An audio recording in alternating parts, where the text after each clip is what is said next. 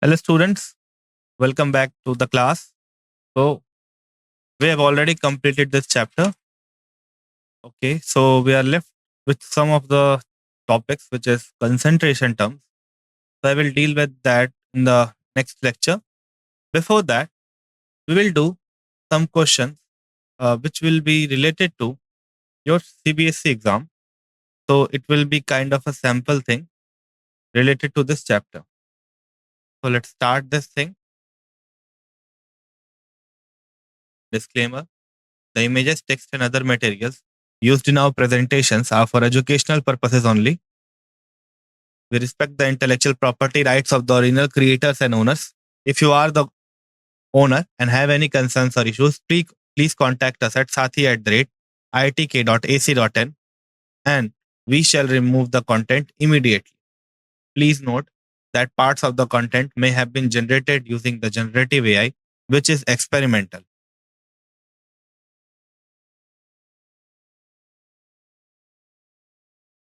So, this is the marking scheme that is being often seen in the 11th class end exam.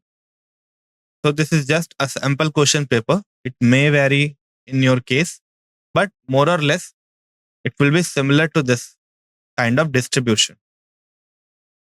So here we will, first of all, we will have 18 questions, which will be MCQ, and each of this will be of 1 mark.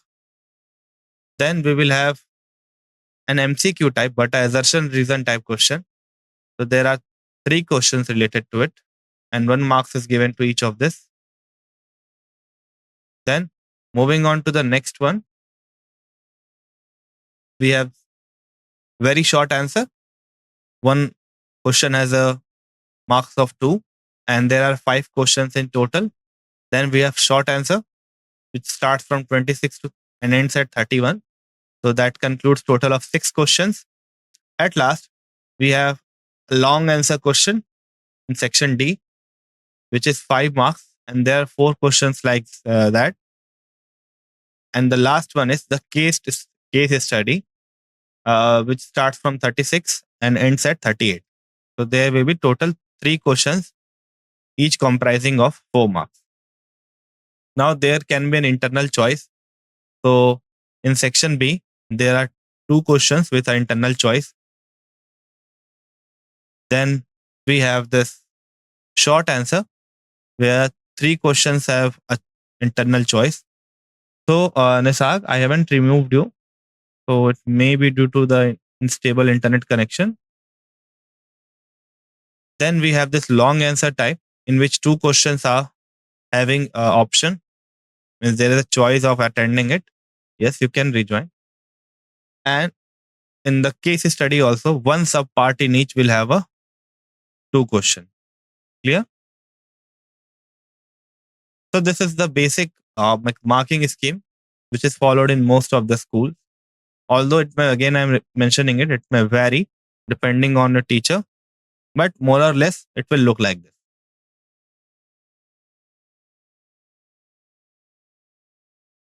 Not a issue, Nandini. If you are attending any other, or if you are doing any other, say attending any other board, you may get the concept from here at least, and it is possible that the type of question may be same. So you would see a MCQ type in your board, you would see a long answer type and a short answer type. Okay. So what I will try is to say I will try to cover each type of question. So I will not have 18 questions MCQ. I will try to cover 2 to 3 questions from each section, exempting this case study. So I have put questions from the MCQ part, from the assertion reason, very short, long answer. So this is your first question. In this, you have to determine the empirical formula of sucrose, whose molecular formula is given as C12H22O11. Now, 4 options are there. I'm giving you some time to solve it. Just write your correct answer in the chat section. So already there is a vote for answer C? Anyone else? What will be the empirical formula for this given sucrose? I've already taught you about the molecular formula and the empirical formula.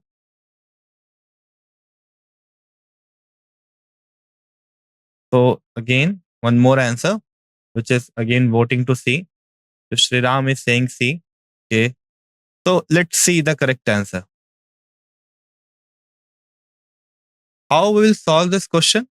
For that, you must be clear about the empirical and molecular formula. So the correct answer will be C. Okay. So the correct answer will be C. Let us see how we can do it. Now, for that, you have to look at the molecular formula of this sucrose. Then you will find it very easy to say that your empirical formula is the same that is being given as the molecular formula, which is C12H22O11. So this is a MCQ type question. If you just write the correct answer in your answer sheet without explaining it, you will get the marks. Now, why it is the correct answer? I have to explain it, right? The reason behind is that if you see these three numbers, these are 12, 22, and 11. Now, while writing the empirical formula, we take the simplest whole number ratio. I've already explained this thing. For the case of C6H12O6, which was our glucose, 6 was the multiple which was getting multiplied throughout. But in this case, 12, 22, 11 have no other number in common or no other factor in common other than 1. So you cannot simplify it further. So, of course, you can get 11 and 22 in the table of 11, but you will not find 12. If you find 12 and 22 in the table of 2, you will not find 11. So, for that reason, you can't simplify this ratio further. To try by yourself, you can see it very clearly. So, those who are answering A, did you get the point why I'm saying this as the correct answer? So, remember the concept of empirical formula. You have to reduce your stoichiometric coefficient to the smallest whole number ratio. Okay. So, is it clear? Should I move to the next question? Okay. Now, our next question. So, it is a question from the mole concept. So, you can find the concept related to this in the NCERT also in the section 1.8. If you are unaware about this, you can just go and read it and watch my lecture, which is there in the website and the YouTube. So the question is saying that what is the number of moles in 22 grams of CO2? Your options are A, 0.5 mole, B, 1 mole, C, 2 moles, and D, 4 mole. So I am already getting answers, which is supporting option A. So let's see what is the correct answer. So it's very easy to solve. It is being written here that you have to find the number of moles. How do we find the number of moles? We have a very simple formula. If you apply that, you will get the number of moles as 0.5, which is option number A. So again, this is an MCQ. It will comprise of 1 marks. The formula goes like this. It needs, first of all, the molar mass of CO2. The molar mass of CO2 is what?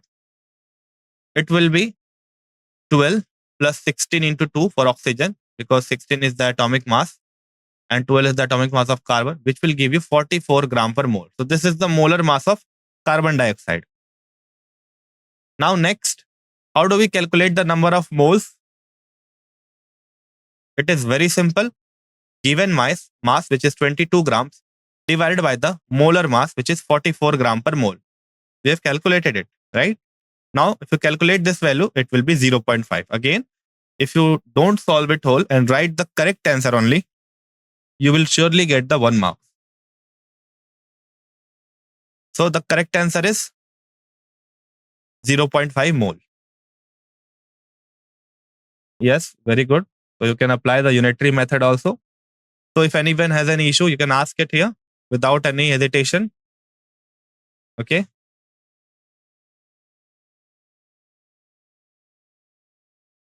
Anyone who has any issue with this question?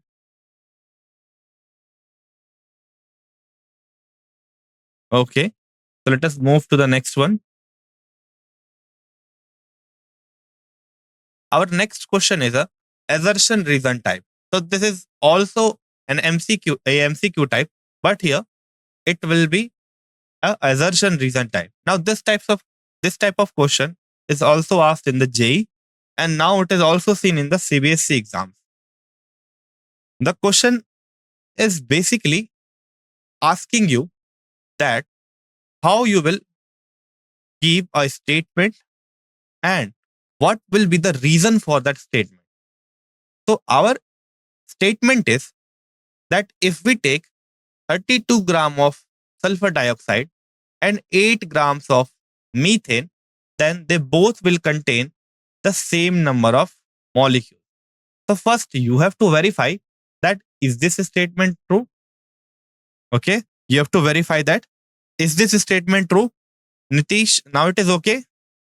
So what I am saying is that you have to first verify this statement, that is this statement true or not. The second thing you have to see that if this statement is true, then the reason that is given is explaining your point or not. So two things are there. So you have four options, that A and R are true and R is the correct explanation. Second one is A and R are true, but it may be possible that your reason is not explaining the assertion. Third one is A is true but R is false. And fourth one is A is false but R is true. So let's see if this is true or not. Before that, let me make you understand the question. The question is saying that we have 32 grams of SO2 and 8 grams of methane. So will they have same number of molecules? This is the first question. And second question is saying that if you take suppose 2 moles of any compound, then it will contain, then the both will contain same number of molecules. Means if you take if you take 2 moles of sulfur dioxide and 2 moles of methane, then they both will contain same number of molecules. You have to identify that whether it is true or not. And second thing is that if it is explaining your assertion or not. So I have a mixed opinion from each of you. The correct answer is A. Okay, that both your assertion and reason are true, and R is the correct explanation of A. So in this type of question, you have to keep your mind cool first of all, because the statement may be very tricky. So just read it very carefully. How we will solve it? For that, we have to count, or you can say we have to calculate, not count, we have to calculate the number of molecules in each of this. For that, we will need number of moles. Now to calculate the number of moles, we need the molar mass. So molar mass of SO2 can be calculated as 32 plus 2 into 16. So 32 for sulfur and 2 into 16 for oxygen, which will give the molar mass of sulfur dioxide as 64. Now, what is the moles of CO2? SO2, it will be given mass by molar mass, which is equals to 0.5 moles. Now, is this thing true? Yes, it is very true. So it is having 0.5 mole. Anyone has any issue till this point about the calculation of number of moles? They can ask. Okay. Yes, Nandini, what is your doubt? So I am asking you doubt regarding this step. Okay. If you have a doubt regarding the whole question, let me first complete, then you can ask. Okay. So if you have any doubt in this step, you can ask.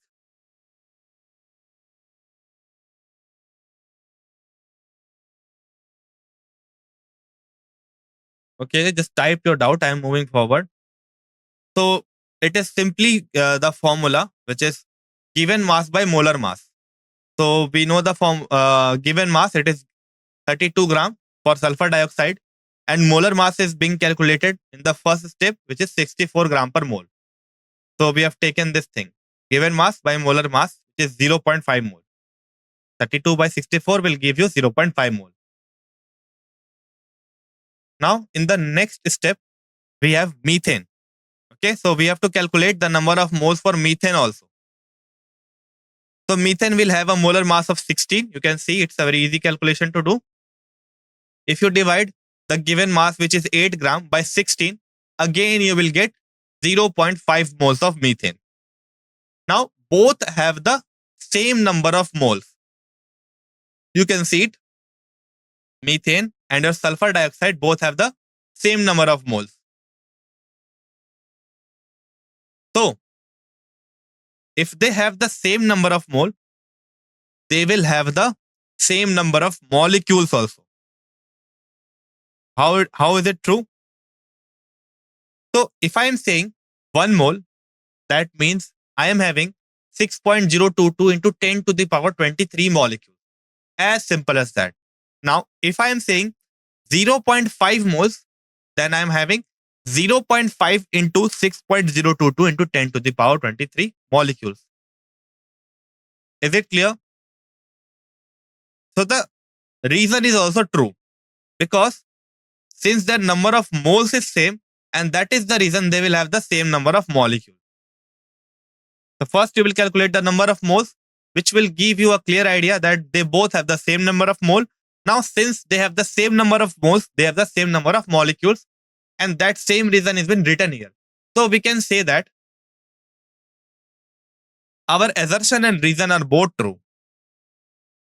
Hence, the correct answer is A. Again, you will only get marks if you write the correct answer, because it is a MCQ type question. Now, in this whole process, anyone has an issue, they can ask in the chat section. Okay. Now, moving on to the next question.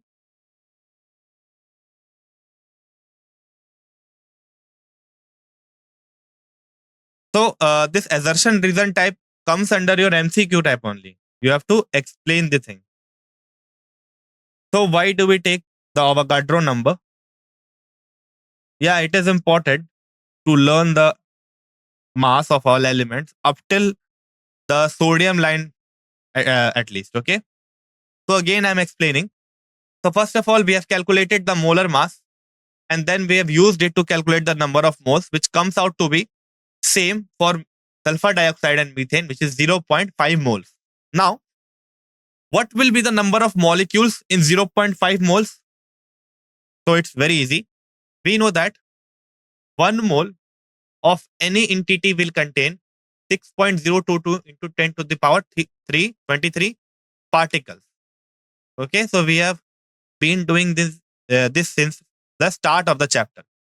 Now, since we have 0.5 moles of SO2, that means if 1 mole have 6.022, then 0.5 will have 0.5 multiplied by 6.022 into 10 to the power 23. Again, the simple unitary method is being applied here. If you calculate this, you will get your value as 3.011 into 10 to the power 23. Then we have the same number of moles for CH4 also. We have seen the calculation already, that they have the same number of moles, and hence they will have the same number of molecules.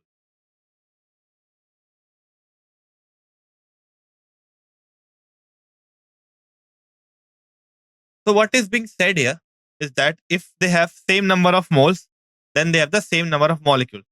So it is being written that SO2 moles are same. Okay, so you should be clear about it. If I am saying that SO2 moles are same, means the SO2 molecules are same. So those who have doubt in it, is it clear now, or should I explain it once again? So you're free to ask question here. So again, I am explaining it. So till this point, you have any issue in the calculation of number of moles? So did you get the point of how do we calculate the number of moles? Then I will explain the next part.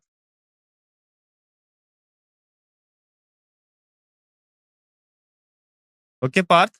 So did you get the point of calculating the number of moles?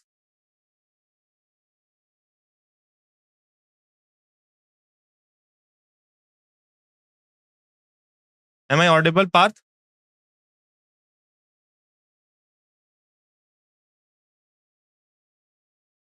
Yes. So you are clear about the calculation of number of moles. You are not getting the point that why I am saying that there will be equal number of molecules. So when I say that we have 1 mole, then it is very clear from that we have this much number of particles. So think it of in the way that if one chocolate costs 2 rupees. Okay, so again, I'm taking this analogy. It's very simple for me also every time I use it. So if one chocolate costs 2 rupees, then what will be the cost of 2 chocolates? It will be rupees 4. Okay, so it's a very simple analogy. Now, how are we getting this 4? By multiplying this and this. Right? We are doing this thing in this whole process unknowingly, I would say. But we are doing this thing to get this value of 4. Clear? Is this point clear? And if this is clear, then you would also able to recognize then why I am multiplying this 1.5 by 6.022. So when I am saying that 1 mole has 6.022 into 10 to the power 23 particles, okay, then what will be the count in 0.5? It will be again this multiplied by this. We are multiplying this thing. Now, is it clear, Parth? Okay. So moving on to the next thing. So this is a assertion reason type question. Moving on to the next type. So here is a very short answer type question. So it is basically from the NCERT section 1.10.2.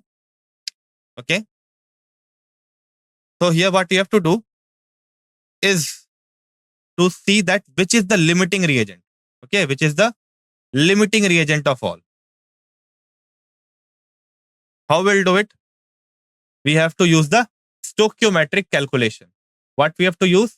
We have to use the stoichiometric calculation. The question is, dinitrogen and hydrogen react with each other to produce ammonia according to the given equation. Now, the equation is N2 plus 3H2 gives us 2NH3. So while I am reading this question, you must also analyze that. Okay, what is, at least you must get at what is this question asking. First of all, this should be clear to you. Then this is your equation. Now it is being asked that what is the mass of ammonia produced if we take 2000 dinitrogen and react it with 1000 gram of nitrogen. Okay, we take 2000 grams of dinitrogen and react it with 1000 grams of nitrogen. The second question is, will any two reactants remain unreacted? If yes, then what would be its mass? So let's see how we can solve it.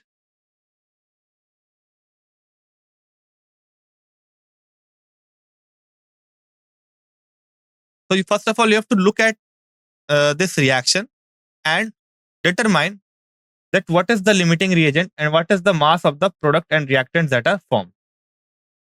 We will do it step by step. So in this method, I will try to redistribute the marks also, because there are multiple parts of it. The first part is of 1 marks. The second part is also of 1 marks. But in this second question, there are again 2 parts. And each of them will have half of marks contribution. So already I'm getting some answers. Let's see if they are true or not. First of all, what we will do is to calculate the mass of ammonia which will be produced in 2000 grams reacting with 1000 grams dihydrogen. Yes, what is your doubt?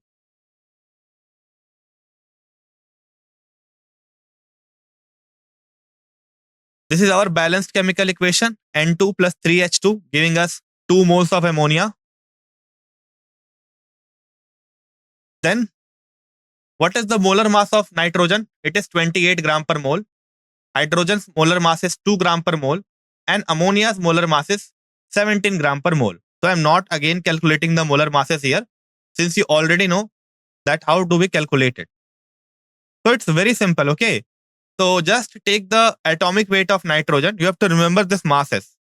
Okay, so this is given in your CRT book as well in the periodic table chapter.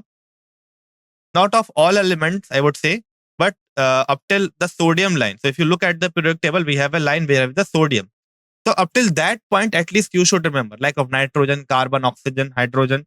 So the small elements atomic mass should be remembered. So nitrogen has an atomic mass of 14 and hydrogen has an atomic mass of 3. But there are 3 hydrogens, so we will multiply the 1 by 3. Do this simple sum, you will get it 17 gram per mole. Okay. So in this chapter, I would say that up till sodium, it is okay. But if you are able to remember zinc, up till zinc, then it is well and good. It will help you in your upcoming chapters also. So did you get the point? How I'm calculating the molar mass? So you must remember the atomic mass. In most of the cases, it is double the value of the atomic number, but it will not work well each time. Like in the case of chlorine, it is 35.5. Okay. So now it is clear how I'm calculating this molar mass.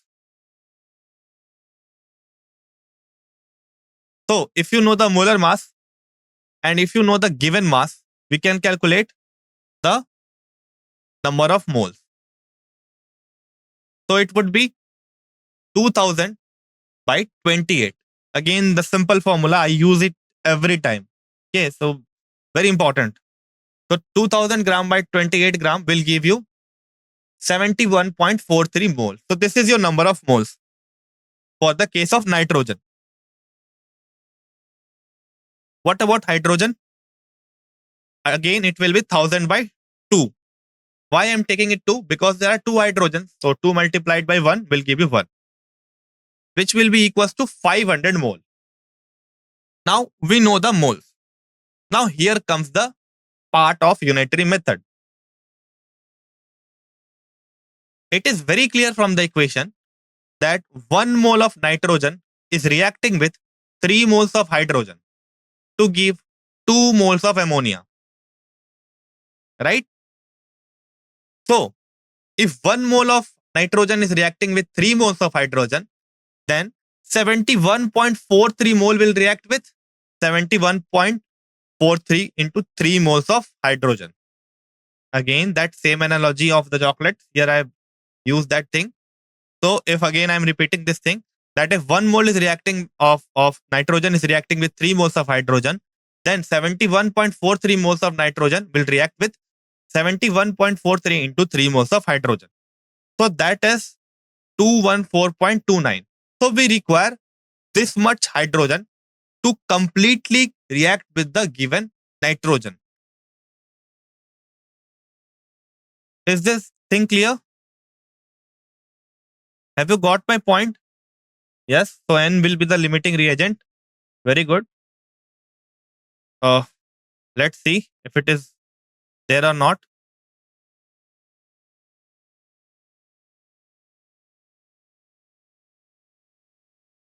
So we can easily say it from here that we require 214.29 moles of hydrogen. But we have 500 moles of hydrogen. Okay. We have 500 moles of hydrogen. So how are we taking it 6? Abhi, can you explain this thing to me? So we have to take this thing. Okay, so molar mass is related to the moles. You do not consider this stoichiometric coefficient. Okay, you do not consider this because molar mass is related to the molecule, not to the stoichiometric coefficient. If you take it 6, then the molar mass of hydrogen will vary each time for different equation, and it is very, you would say, unpredictable, and it will be of no use then. So till now, we know that we need 214.29 moles of hydrogen, but we have 500 moles. So we can say that nitrogen is the limiting reagent. Which is the limiting reagent? Nitrogen is the limiting reagent. And hydrogen is present in excess. Then, if I ask you, what is the moles of ammonia produced? What you will say? So, if 1 mole of nitrogen is producing 2 moles of ammonia, then 71.43 moles of nitrogen will produce 71.43 into 2 moles of nitrogen. So, that will be equals to 142.86 moles of ammonia. Sorry, this will be ammonia, not nitrogen, ammonia. Is it clear? Again, here I am used this stoichiometric coefficient to calculate this.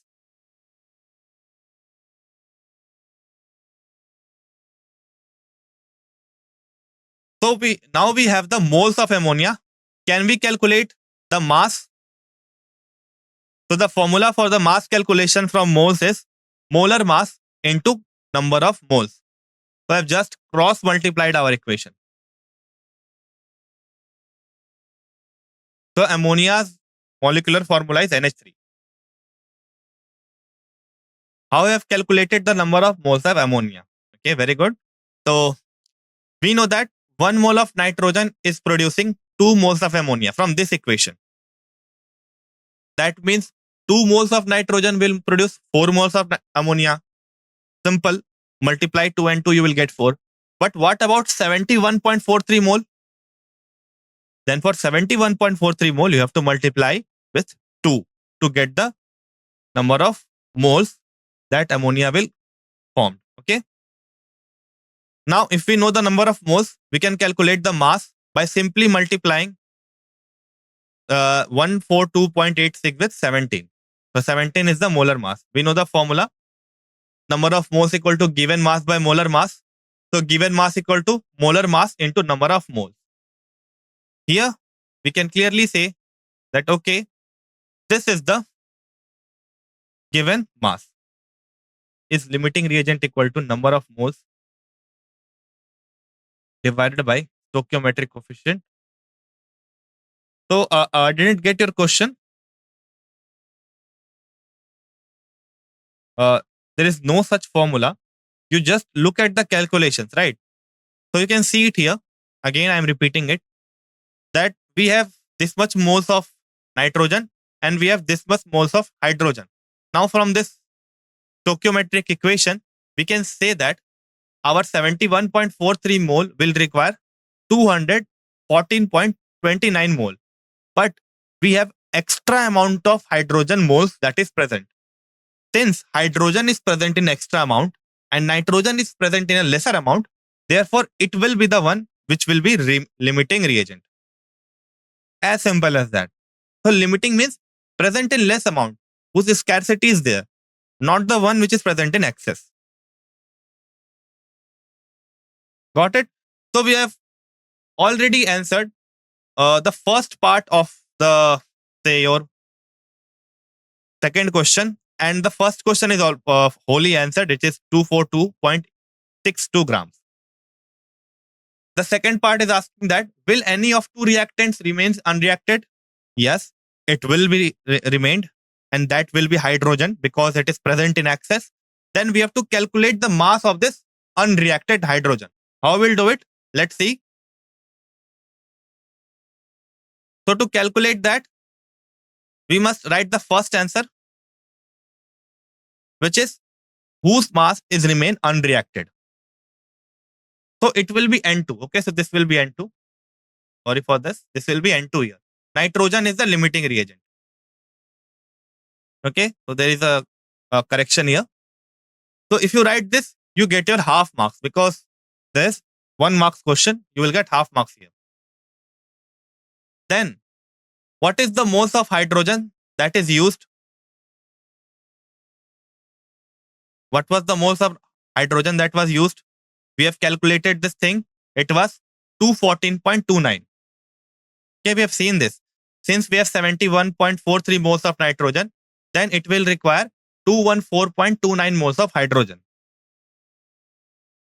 Then, since we have 500 moles, and if we subtract the reacting hydrogen from it, you will get the unreacted hydrogen, which is 285.71 mole. So this will be your remaining half marks.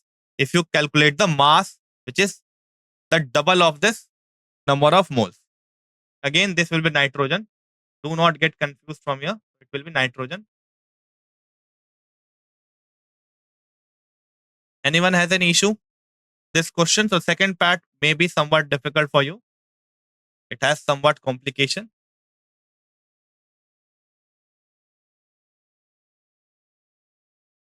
I have just calculated the required number of hydrogen for the given nitrogen and subtracted it from the amount of hydrogen that we have. Again, I am repeating it. The first thing is we have already calculated the number of moles for hydrogen and nitrogen, and we have seen that we have 71.43 moles of nitrogen. That means how many moles of hydrogen was required? 1 is equals to 3.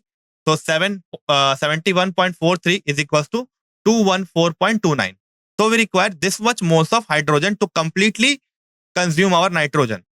Then, since we have excess hydrogen, which is 500, if we subtract it from the consumed ones, then we will get the unreacted hydrogen part. Got it? Right. So, if possible, I will give you this thing also, the formula thing. Now, is it clear? Okay, so if you do it, you will get your half marks. Remember, N2 is the limiting reagent. So this one is written wrongly here. Sorry for that. Moving on to the next question. Again, it is a very short answer type question. You have to calculate the number of atoms in 52 moles of helium and 52 grams of helium. It's a very easy question. I would suggest you to start writing the correct answer in the chat section. You have to just calculate the number of atoms in 52 moles of helium and 52 grams of helium. How will do it? How will calculate the number of atoms?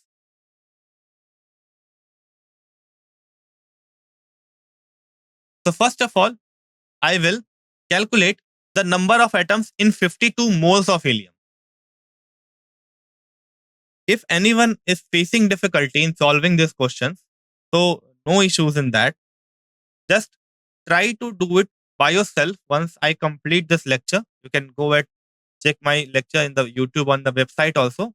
I would suggest you to go and check it in the website, as there is DPP and related to it given there. Okay. So here, I would so go and please check the website for the same lecture. Here you have to calculate the number of atoms in 52 moles of helium. So it's very simple. How we'll do it? We know that 1 mole of any substance will contain 6.022 into 10 to the power 23 atoms. So in this case, we are dealing with atoms. So I've written it atom. But how many moles we have? Do we have 1 mole?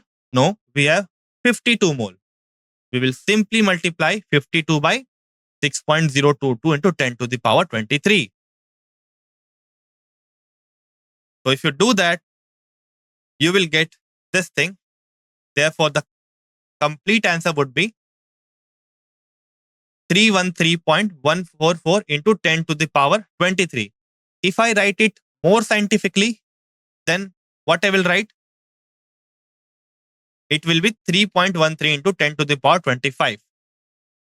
Okay, so is this clear to you? So this was also of 1 marks. You have to do the whole calculation to get this marks. Anyone has any problem with this question?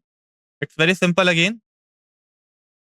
So once you get this type of mole calculation, and move on to the stoichiometric calculation and calculate the limiting reagent thing, then you will easily able to solve the question.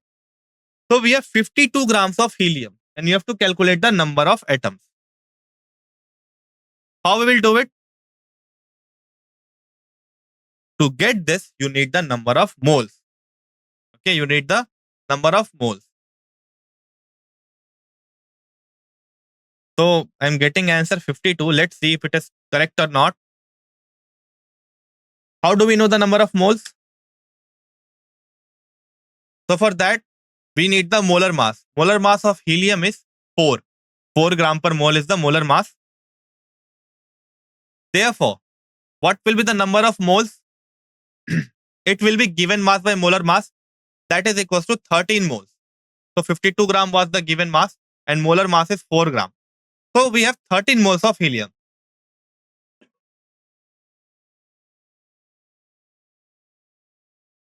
Now, since we have the number of moles, we can easily use it to calculate the number of atoms, which is 13 into Na, 6.022 into 10 to the power 23.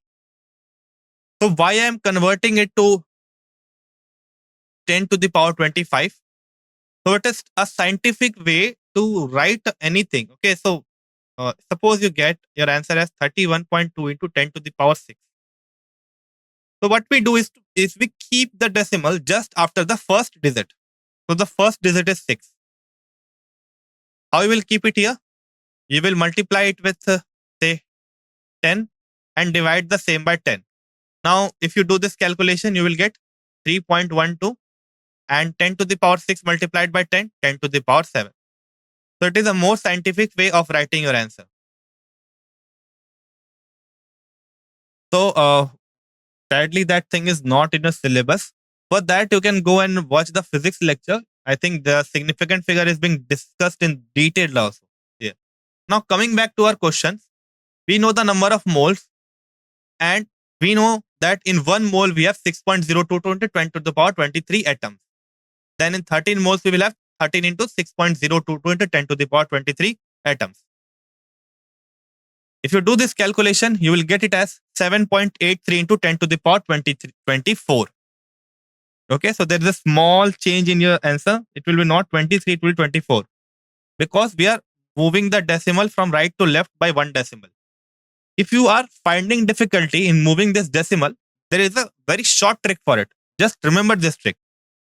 If you are moving the decimal to the left, then increase the power. First thing, moving to the left increases the power. Moving to the right decreases the power. Now, how much decimal you increase, that will be the count of the increase. So suppose here we are moving to the left, we will increase the power. We are moving by 1 digit, so we will increase this 23 by 1. That is 24. If you are having any confusion in this writing way, then you can easily follow this trick. Moving left, increase the value. Moving right, decrease the value. If you move to the left by 1 digit, increase the power by 1 digit. If you move to the left by 2 digits, increase the power by 2 digits. So this is also of 1 marks. So the first and second part are being solved. So anyone has any issue in this question? Now we will move to the next type of question, which is short answer type, and it comprises of 3 marks. Now this question has sub part, and each sub part has 1 mark each. So that will go and sum it to total of 3. I will request you to go and write the correct answer in the chat section. What will be the answer for each of this? The question is saying that we are taking 3 moles of ethane. Then what will be the number of moles of carbon in this 3 moles of ethane? First question. Number of moles of hydrogen in 3 moles of ethane. And third one, what is the number of molecules of ethane? Let's see how we can do it. Okay, so I'm unaware about it, Pratik. I will talk to the team that why it is happening.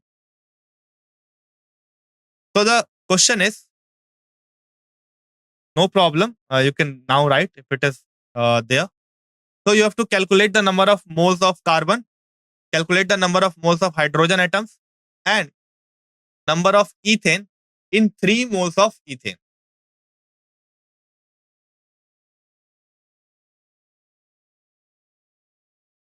Our first question says that number of moles of carbon. Now, what will be the number of moles of carbon in 1 mole of ethane? It will be 6, because in 1 mole there are 2 carbons. Then in 3 moles there will be 3 into 2, that is 6 moles. Got it? Again, I am repeating it. We know that in 1 mole of ethane we will have 2 moles of carbon atoms and 6 moles of hydrogen atoms. Right? Because since there are 1 mole of ethane, and in each molecule of ethane, we have 2 carbon. So therefore, in 1 mole, we have 2 moles of carbon. Is there any issue in this point that 1 mole has 2 moles of carbon? 1 mole of this ethane has 2 moles of carbon. You don't need mass. Is it clear that 1 mole will have 2 moles of carbon? Again, I am repeating it. Suppose you have 6 molecules of ethane. Okay, so these are the molecules of ethane. Suppose you have 6 molecules of ethane, or I would say, suppose you have 3 molecules of ethane. Then, what will be the number of carbon in these 3 molecules? It will be 2 plus 2 plus 2. That will be 6 atoms of carbon. Okay. So for each ethane, you are getting a contribution of 2 carbon. In this question, you have 3 moles of ethane. So similar thing can be applied to here. That means 3 multiplied by 2 will give you 6 moles. Clear? You got my point now? Yes, I would say that just try to practice this writing in standard form. It will give you a more scientific way of representing your things. Because in your JEE questions, you will see that your answer may be given in your different form. So if you are able to convert it very quickly, then it will be helpful there also. Now coming back to the question, 1 mole of ethane will have 2 moles of carbon. Therefore, 3 moles of ethane will have 6 moles of carbon. Similar to that, what will be the moles of hydrogen atom? So 1 mole has 6 moles of hydrogen. Therefore, 3 moles will have 18 moles. 3 multiplied by 6. The last question is the most easiest one. That what is the molecules of ethane? Again, the molecule thing is same. 6.022 multiplied by the 23, 10 to the power 23 into 3. That will give you 1.806 into 10 to the power 23 molecule.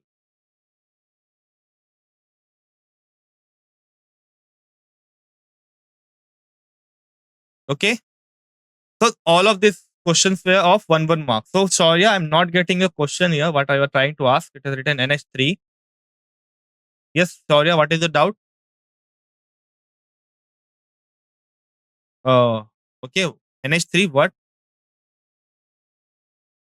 No, ethane's formula is C2H6.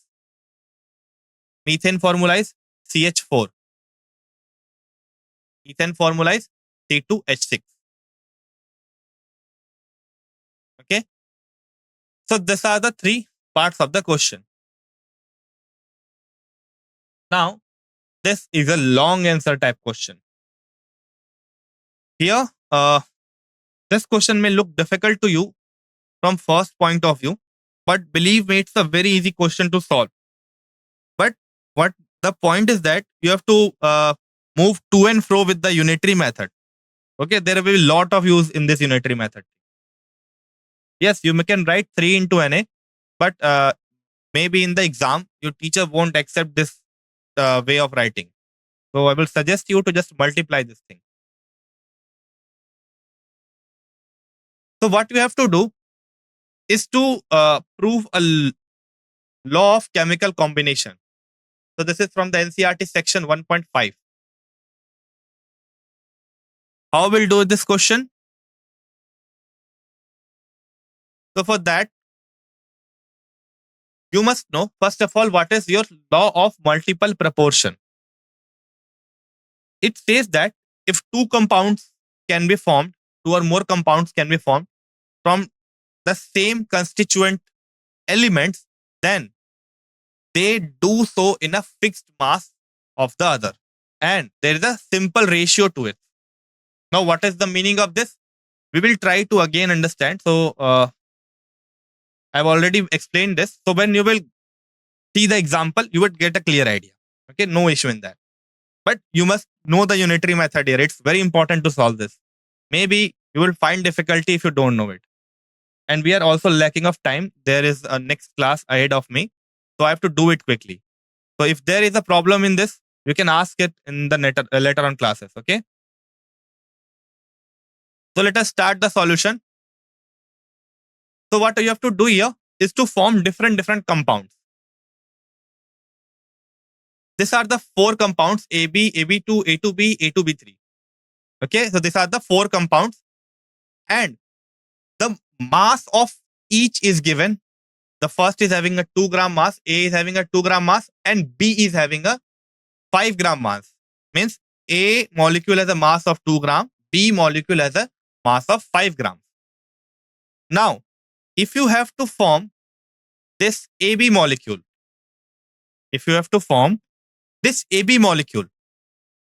then what is the weight of B that is required by A if the weight of A is 1? So first of all, you can look at here and say that if I want to form AB, then 2 gram will require 5 gram. 2 gram of A will require 5 gram because 1A and 1B will come together. So AB is just a representation. If you have any issue, I will re-explain it. So I'm quickly going through it because we have a class ahead of it. Sorry if I can't explain it very clearly in this class. I will put this question once again there. Okay, so this is just a molecule AB, AB2, A2B, and these are being formed from the atoms A and B. Again, coming on to the question, if 2 gram of A is reacting with 5 gram of B to form AB, then 1 gram of A will react with 5 by 2 gram, that is 2.5. Similarly, for AB2, we will get 5. For A2B, 1.25. For A2B3, 3.75. Then, what is the ratio of A and B? It is being given here. So, the law of multiple proportion says that, yes, I will explain this, re-explain this for sure. So, the law of multiple proportion says that if A and B can form two compounds, then the ratio of B in each of these compounds will be a simple whole ratio number. How? Just try to find the common ratio between each of this mass. So if you write this table, I'm sure you will get 3 marks in this. But still, just try to understand this. And if you want to understand it more better way, then please read the laws of multiproportion. Then come to the next class. Okay. So how we'll solve it? So this was the ratio that we will get if we take the ratios of B in all the compounds. And since all these ratios are simple whole number ratio, therefore it is following the law of multiple proportion. Okay, so this will comprise of the remaining 2 marks. Okay, thank you. This was all for today's class. So I will recommend some good books in the next class. Okay.